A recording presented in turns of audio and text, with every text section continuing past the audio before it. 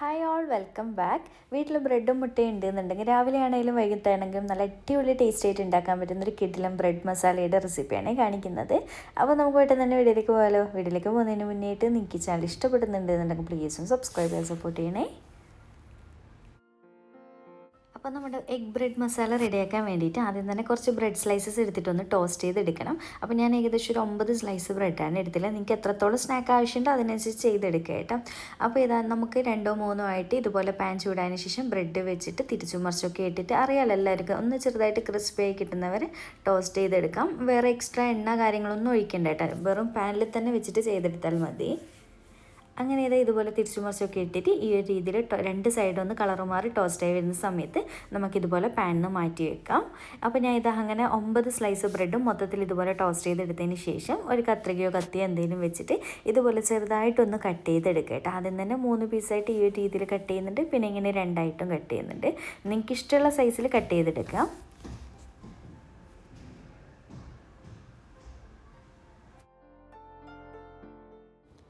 അങ്ങനെ നമ്മുടെ ബ്രെഡ് ഇതാ മൊത്തത്തിൽ ഞാൻ കട്ടാക്കി വെച്ചിട്ടുണ്ട്. ഇനി ഇതൊരു സൈഡിലേക്ക് മാറ്റി വെക്കാം. ഞാൻ വേറൊരു പാൻ എടുത്ത് വെച്ചിട്ടുണ്ട്. ഇതിലേക്ക് പാൻ ചൂടായി വരുന്ന സമയത്ത് 4 മുട്ടയാണ് ഈ ഒരു 9 സ്ലൈസ് ബ്രെഡിലേക്ക് ഞാൻ പൊട്ടിച്ചൊഴിച്ച് കൊടുക്കാൻ പോകുന്നത്. അപ്പോൾ നമുക്ക് ഈ ഒരു മുട്ട ഒന്ന് സ്ക്രാമ്പിൾ ചെയ്തെടുക്കണം, നമ്മളൊന്ന് ചിക്കി എടുക്കില്ല. അതുപോലെ വേറെ ഉപ്പ് കാര്യങ്ങളൊന്നും ഇടണ്ട കേട്ടോ. പിന്നെ നെയ്യോ ബട്ടറോ ഓയിലോ എന്താണോ ഇഷ്ടമുള്ളത് ഒഴിക്കുന്നുണ്ട് എന്നുണ്ടെങ്കിൽ ഒഴിക്കാം. ഞാനിപ്പോൾ നോൺ സ്റ്റിക്ക് പാൻ ആയതുകൊണ്ട് തന്നെ അതിൻ്റെ ആവശ്യം ഇല്ല, അതുകൊണ്ട് ഞാൻ ഒഴിക്കുന്നില്ല കേട്ടോ. അപ്പോൾ ഇതുപോലെ മുട്ട ഒഴിച്ച് കൊടുത്തതിന് ശേഷം ഒന്ന് നമുക്കറിയാമല്ലോ നോർമൽ സ്ക്രാമ്പിൾ ചെയ്തെടുക്കുന്ന പോലെ ഒന്ന് ചിക്കി എടുക്കുക. അപ്പോൾ ഇത്രയേ ഉള്ളൂ, നമ്മുടെ മുട്ട സ്ക്രാമ്പിൾ ചെയ്ത് എടുത്തിട്ടുണ്ട്. അപ്പോൾ ഇതൊരു പ്ലേറ്റിലേക്ക് മാറ്റി കൊടുക്കാം.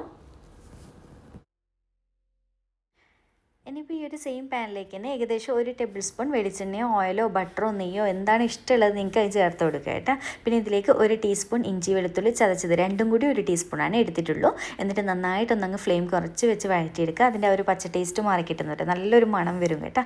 അതുവരെ ഒന്ന് വഴറ്റിയെടുക്കുക. അപ്പോൾ ഇതുപോലെ വാടി വന്നതിന് ശേഷം ഞാൻ ഇതിലേക്ക് 2 മീഡിയം വലുപ്പം, ഓവർ വലുപ്പമില്ലാതെ 2 സവാള നല്ല ചെറുതായിട്ട് കട്ട് ചെയ്ത് ചേർക്കുന്നുണ്ട്. ഒരല്പം ഉപ്പും കൂടി ഇട്ടിട്ട് നന്നായിട്ടൊന്നങ്ങ് മിക്സാക്കി കൊടുക്കുന്നുണ്ട്.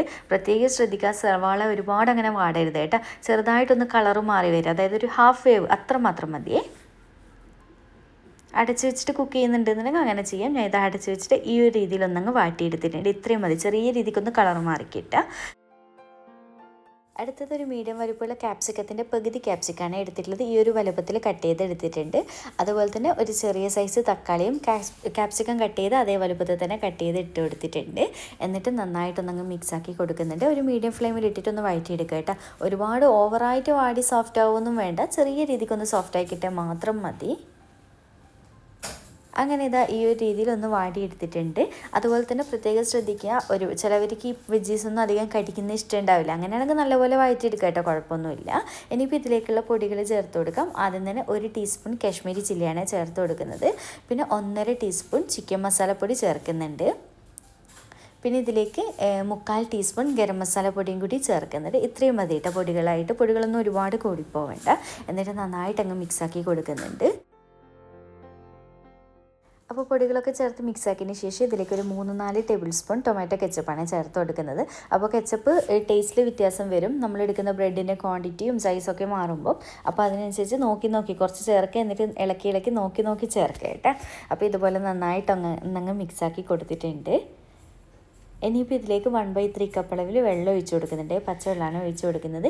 എന്നിട്ട് നന്നായിട്ടൊന്നങ്ങ് മിക്സാക്കി കൊടുക്കുക. നമ്മുടെ ആ ഒരു ഫില്ലിങ് മസാല കാര്യങ്ങളൊക്കെ ഒന്ന് സെറ്റാക്കി കിട്ടാൻ വേണ്ടിയിട്ട് വെള്ളമൊന്ന് നല്ലപോലെ തിളച്ച് വരട്ടെ. അപ്പോൾ ഇതുപോലെ തിളച്ച് വന്നതിന് ശേഷം നമ്മൾ നേരത്തെ സ്ക്രാമ്പിൾ ചെയ്ത് വെച്ചിട്ടുള്ള മുട്ട മൊത്തത്തിലായിട്ട് ഇട്ട് കൊടുക്കുന്നുണ്ട്. പിന്നെ നമ്മൾ ടോസ്റ്റ് ചെയ്ത് വെച്ച് കട്ട് ചെയ്ത് വെച്ചിട്ടുള്ള ബ്രെഡും ഇല്ല, അതും കൂടി മൊത്തത്തിൽ ഇട്ട് കൊടുക്കുന്നുണ്ട്. എന്നിട്ട് നന്നായിട്ടൊന്നങ്ങ് മിക്സാക്കി കൊടുക്കുക. അപ്പോൾ ഇതുപോലെ നമ്മുടെ ബ്രെഡും മുട്ടയും ആ ഒരു മസാലയൊക്കെ കൂടി എല്ലാം കൂടി നന്നായിട്ടങ്ങ് മിക്സായി കിട്ടണം. ഇത്രയും മതി. അപ്പോൾ ഇതുപോലെ മിക്സാക്കിയതിന് ശേഷം ലാസ്റ്റ് കുറച്ച് മല്ലിയില ചെറുതായിട്ട് കട്ട് ചെയ്തിട്ട് ചേർക്കുന്നുണ്ട്. പിന്നെ നമ്മൾ എരിവിനായിട്ട് വേറെ ഒന്നും ഇതിൽ എക്സ്ട്രാ ചേർത്തില്ലല്ലോ, കുറച്ച് കാശ്മീരി മാത്രമല്ലേ ചേർത്തുള്ളൂ. അതുകൊണ്ട് തന്നെ ചില്ലി ഫ്ലേക്സാണ് ഞാൻ ഇതിലേക്ക് എരിവിനായിട്ട് ചേർക്കുന്നത്. അപ്പോൾ നിങ്ങൾ ടേസ്റ്റ് നോക്കി ചേർക്കുക. ഞാനിപ്പോൾ 1 ടീസ്പൂൺ ചേർത്തിട്ടുണ്ട്. പിന്നെ ചില്ലി ഫ്ലേക്സ് ഇഷ്ടമില്ല എന്നുണ്ടെങ്കിൽ നമ്മൾ സവാളയൊക്കെ വഴറ്റുന്ന സമയത്ത് പച്ചമുളക് ചേർത്താലും മതി കേട്ടോ, കുഴപ്പമൊന്നുമില്ല. എല്ലാം കൂടി ചേർത്ത് നന്നായിട്ട് മിക്സാക്കി കൊടുക്കുക. നമ്മുടെ എഗ് ബ്രെഡ് മസാല റെഡി ആയിട്ടുണ്ട്. ഇത്രയേ ഉള്ളൂ. നല്ല ടേസ്റ്റാണ് കേട്ടോ. ലൈഫിൽ ഇതുവരെ ഇങ്ങനെ ഒരു സ്നാക്ക് അല്ലെങ്കിൽ നമുക്ക് ഡിന്നറിനും ബ്രേക്ക്ഫാസ്റ്റിനും ഒക്കെ റെഡിയാക്കാം കേട്ടോ. ട്രൈ ചെയ്ത് നോക്കിയിട്ടില്ല എന്നുണ്ടെങ്കിൽ ഒന്ന് ട്രൈ ആക്കിയിട്ട് ഫീഡ്ബാക്ക് അറിയിക്കണേ. അപ്പോൾ ഇതാ ഞാൻ സെർവ് ചെയ്ത് കൊടുത്തിട്ടുണ്ട്. അപ്പോൾ ഇത്രയേ ഉള്ളൂ. വീഡിയോ ഇഷ്ടമാവും തന്നെ വിചാരിക്കുന്നുണ്ട്. കുട്ടികൾക്ക് ടിഫിനിലൊക്കെ സ്നാക്സ് ആയിട്ടൊക്കെ കൊടുക്കാൻ പറ്റുള്ളൊരു കിഡിലനായിട്ടാണ് കേട്ടോ. ബ്രേക്ക്ഫാസ്റ്റ് ആയിട്ട് ഉണ്ടാക്കുകയാണെങ്കിൽ തന്നെ നമുക്ക് സെപ്പറേറ്റ് കറികളുടെ ഒരു ആവശ്യമില്ല.